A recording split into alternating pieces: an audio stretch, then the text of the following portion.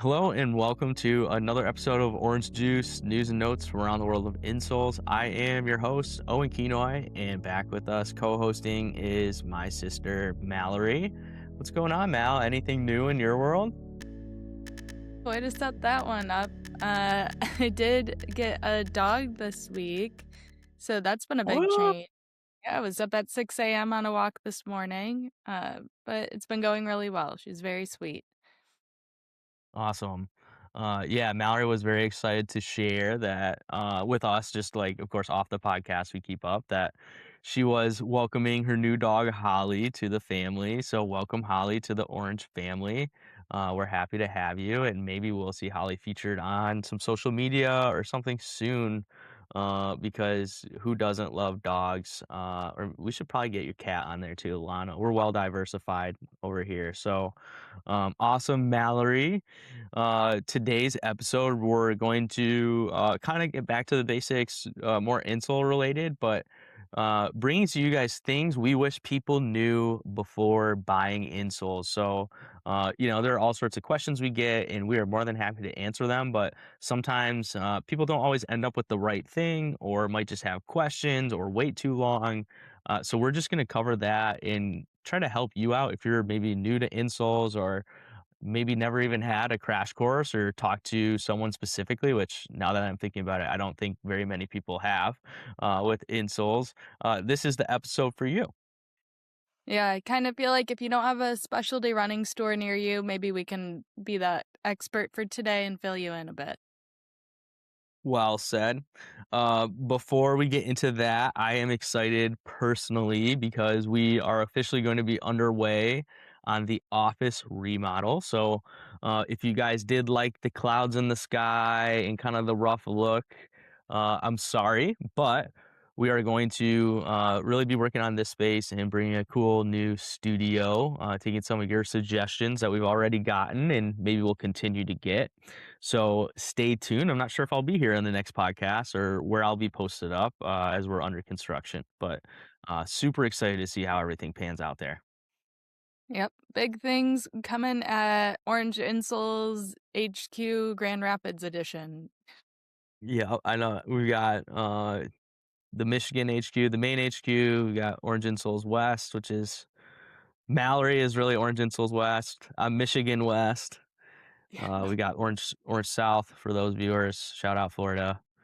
But it's all in good fun. So hopping into it, uh, the first kind of thing we wish people knew about insoles were that softer isn't always better. So, yes, soft is a nice like cushion feeling underneath your foot that can help absorb impact, but that doesn't always mean that it's going to be the best or I guess only solution for you and for your insoles. So just like so often people are like, are your insoles hard and will I like that and that sort of thing? And the answer is yes, they are hard, I guess. They have the corrective support, as we call it, but they also have a layer of foam and cushioning over the top. So not just doing just cushioning, but really prioritizing support as well. Yeah, I feel like it's natural to think of like, more squish is more comfort. But even if you think about like a bed, sometimes those softer beds feel amazing right when you lay down, but a full night of sleep, you are like achy and have pains, and there's just not a lot of support there. So I don't know if that's like a good way for people to think about it who maybe haven't experienced it, but yeah, I understand how we would equate, squish and softness with comfort, but with insoles it is definitely different. We're wanting to add support, not just cushion. And the idea is, your feet get tired over the course of a day or may not have adequate support to stay in alignment. So we've talked about this a lot in the past, but if you haven't caught an episode, your feet are really the foundation for your body. Like Mallory was explaining, having proper support and supporting your feet will really help support your ankles, your knees, your hips, your lower back. It's all interconnected, and starting with that strong foundation, which is that firmer support, not necessarily soft really just goes a long way. Yep. So up next, we have, and I very much understand the frustration with this one. But what we want people to know is just because you have bought, expensive, nice shoes, does not mean they are the most supportive, comfortable shoes. You still may get some of those aches and pains. Which again, I get the frustration because you're like, what am I paying for? But you are a lot of times paying for better materials, better made shoes that will last you longer, and have some structure to them, which is definitely better than, the 99 cent flip flops. However, like if you're buying expensive shoes as your only, like, it's a tool, which I think we'll get into more just throughout this episode. Like nice expensive shoes, even if they are more like orthotic type shoes, are a tool, but it's not necessarily like a be all end all solution. Yeah, well said, Mallory. And one example to point to would be like work boots, for example. They're built to last, they're durable, they have these safety features. We've actually done an episode on work boots in the past. But what they're not necessarily focused on, unfortunately, is how to support the muscles in your feet properly as your feet get tired throughout the course of your workday. It's just not something that they can work into. Well, I guess they could, and there are some of those like support features they try to add, but you know with work boots, like what they do is they make boots that are good for work, not necessarily boots that are good for work and support your feet all day. And it's the same idea with really a lot of different shoes as well. Even running in athletic shoes, they are better in that case, where some of them do have what we call like targeted arch support, but again, they're not necessarily made to help you stand on your feet for 8 to 12 hours, or in any case you're running 10 plus miles or ramping up your mileage, that is really hard on your feet. And there are just other solutions that are more complete support for your feet, like orange insoles. So again, really just having that extra support in your shoes outside of what you're originally buying them for is the key. And I know it's kind of, this is something we'll talk about too, where actually, this is a perfect transition into the next one. Is we all want one thing that is going to work for everything, and that's a like simple fix. But you may have to do more than just buy new shoes. Yeah, my last note though on expensive shoes, I feel like the one time that you probably don't expect them to be comfortable are like those expensive heels and dress shoes. I feel like it's kind of part of the game with those. However, you can try an orange light in a lot of those dress shoes and check out our blog on our guide for insoles for dress shoes that recently came out. But it's just kind of funny because I feel like that's like the one kind of expensive shoe that people are like, well, I know what I'm getting into with these, especially Yeah. with those like really nice heels. But yeah, maybe an orange light will help you.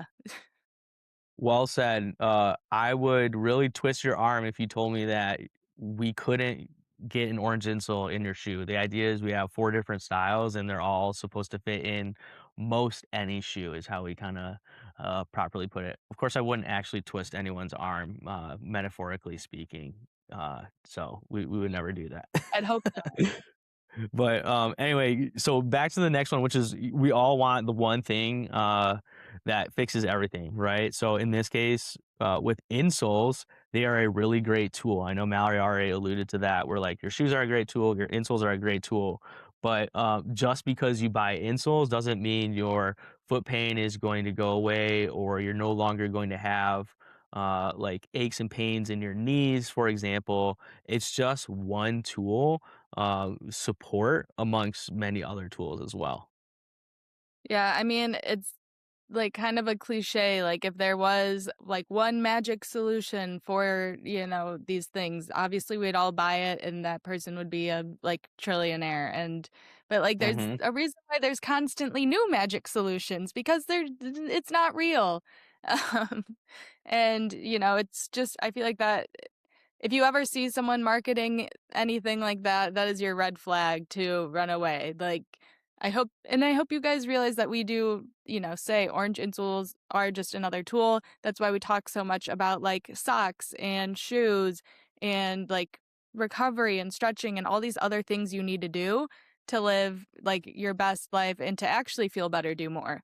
Orange Insoles is just one part of that, but we really like that's why we do this podcast. That's why we do our blogs. And if you follow us on socials, like why we put out tips, we really want you to have all the tools you can to really like again feel better, do more, and not be limited by pain and injuries.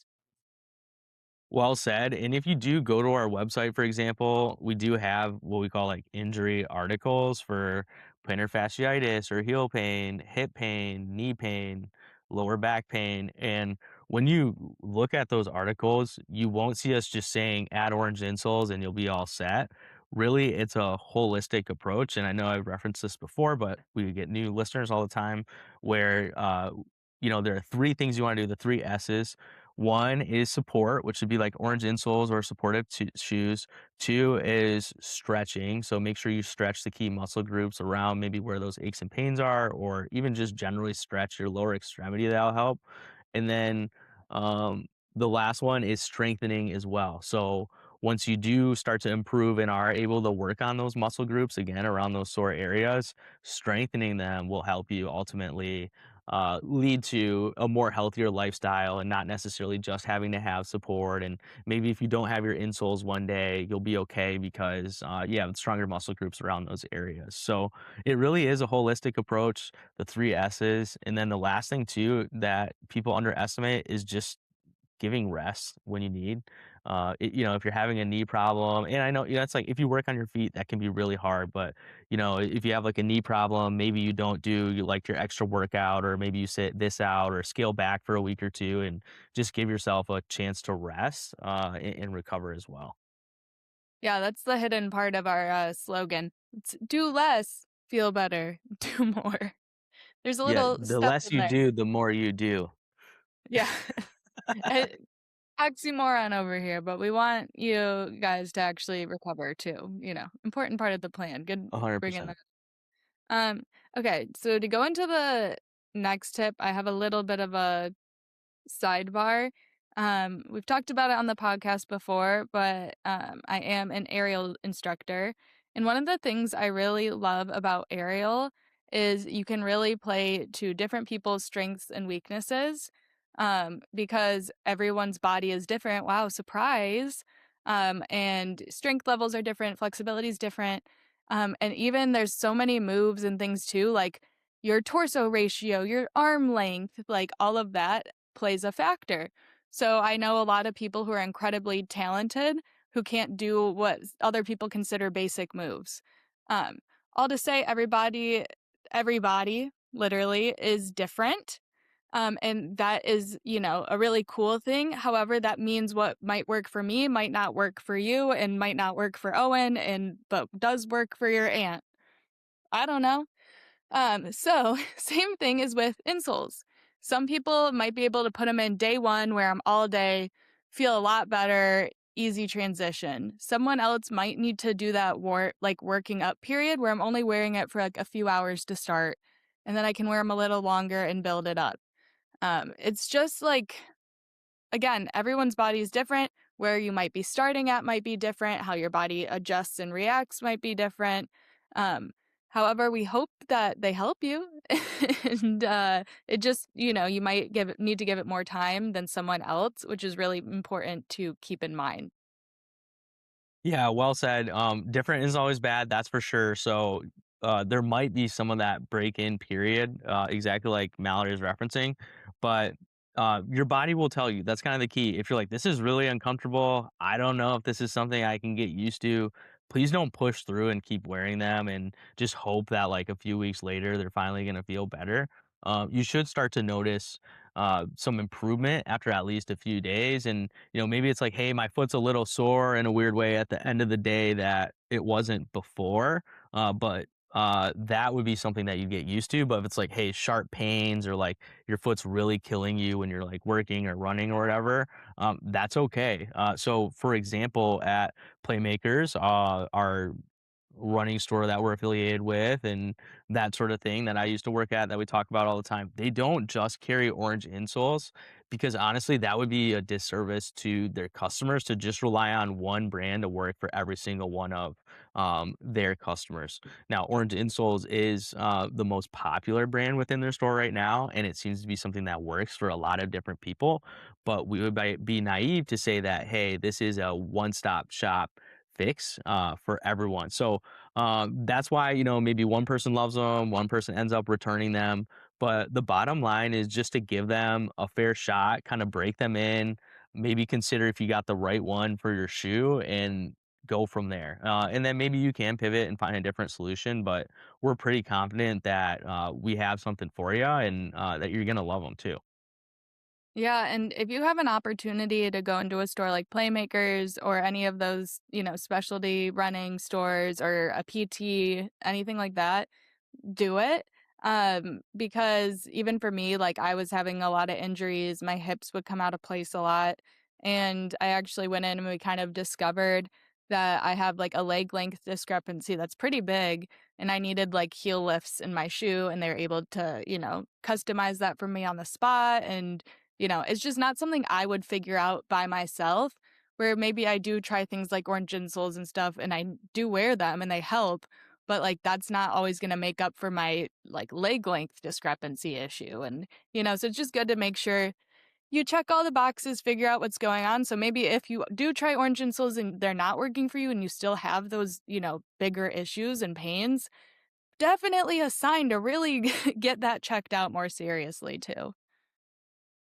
Yeah, well said. And just to kind of touch on like the kinda like, "Hey, this is for that," and, what different people use them for. A lot of people want these clean answers, like, "This is for this, and this is for that," but, because people's feet are different, everyone is using our insoles in a slightly different way, if we're being totally honest. We do have our overarching, guidelines where it's like, for our best-selling orange full length, it's for, like, walking, standing, working, specific injuries or ailments you have, and then the orange sport is for like active movement, dynamic motion, working out, obviously, that sort of thing. However, some people use the orange sport in their dress shoe or walking, working, standing, and other people will use the orange full length for running and working out and that sort of thing, just because their foot's different and that's what works best for them. So we can kind of give you the guidelines, but yeah, it really does come down to trying them out and just seeing what works best for you,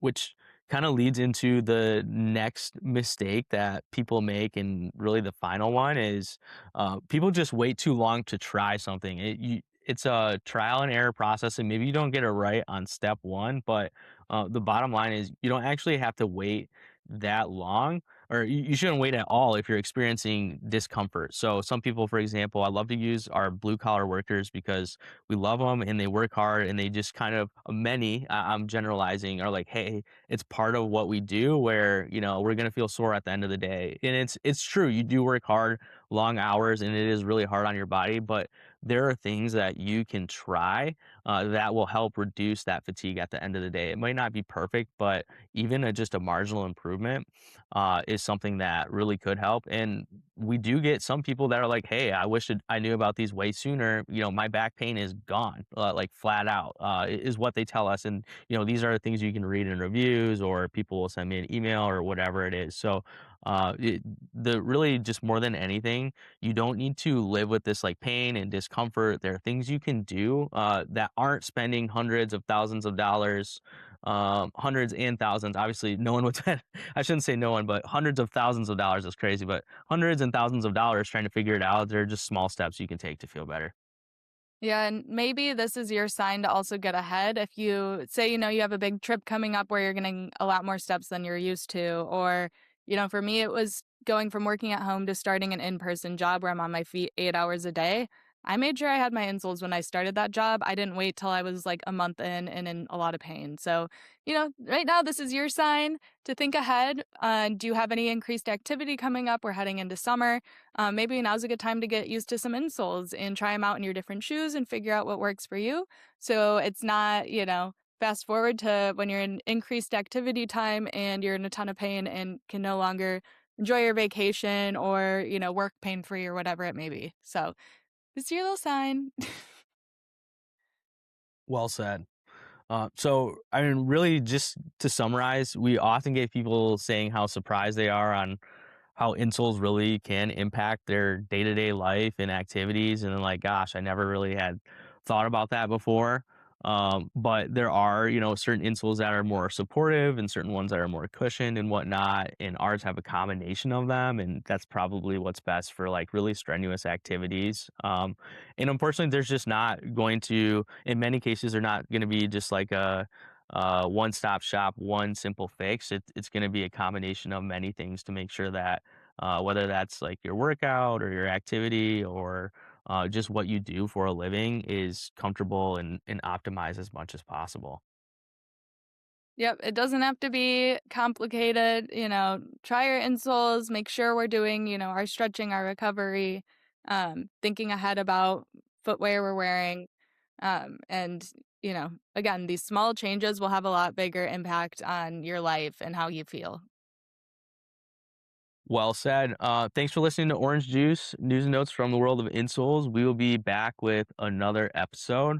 If you do feel obliged to like, comment, subscribe, share, we would greatly appreciate that. And keep in mind that we are still taking suggestions on what you guys want my office studio to look like. I think one of my friends maybe threw in the idea of a hot tub, and that definitely wasn't me prompting him. That was totally original. No, I'm kidding. I definitely told him like, "Hey man, like hook it up for me. Like this can be whatever we want." So we want to hear your ideas. A hot tub might be a little far fetched, but we're definitely going to do some branding and whatnot and go from there. So thanks so much for listening, and we will catch you next time.